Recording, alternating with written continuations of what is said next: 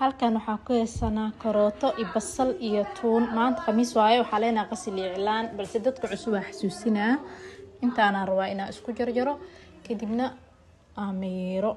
intaad waxaa ku haystaa cilaan halkaasna qoso ama qasil saad u taqaanaanba. marka insha Allah hadan waa bilaabaneynaa. intaana raacsiinaa marka hore kadib waa jarjaraa waa isku shiidaa. marka waxaan xasuusinaa ama u sheegaa dadka cusub inay timaha haddii ay wasaq leeyihiin shaambe ay kusoo dhaqaan, haddii ay nadiif yihiin in biyo caadi ah ay raaciyaan si timaha ay wax u qaataan si ciyo leh. marka hadda waxaa rabaa intaan inaan isku shiido basasha iyo toonta iyo karootada. biyo yar ku darsaneynaa.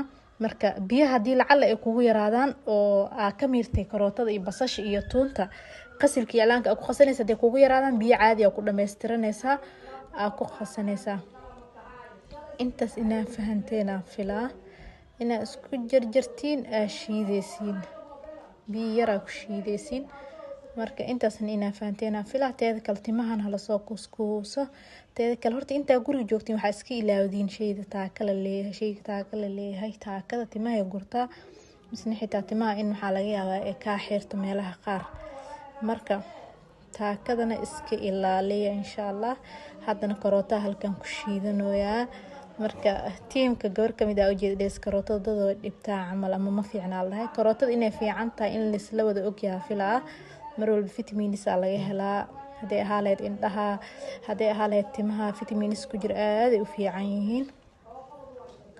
marka insha Allah soo dhawaada intaas hadana isku shiidaa. marka biyo ku shiiday aan rabaa inaan miiro qasilka ama qusaha iyo cilaanka ku qasaa si fiican u qasaa. kadibna waa kala qaybinaynaa qasilka iyo cilaanka cilaanka afarto qaando camal ka qaadan kartaa qasilkana 3 qaando camal. mar walba cilaanka badi qasilka yaree. marka saas sameey insha Allah.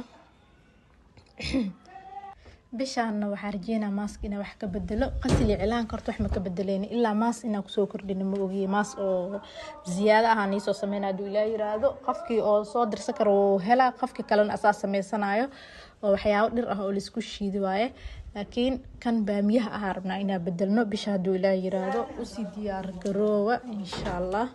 hadana qasil cilaanki ama qusihii cilaankii isku qasay oo yani ku daray aad saxanka si fiican isku qasaysa aragtiin wax yar saliid ku darsanaysiin. mar walba saliidan waa xasuusiya waxa fahmaysaa in soo waca insha Allah xogaa fariimaha badan arko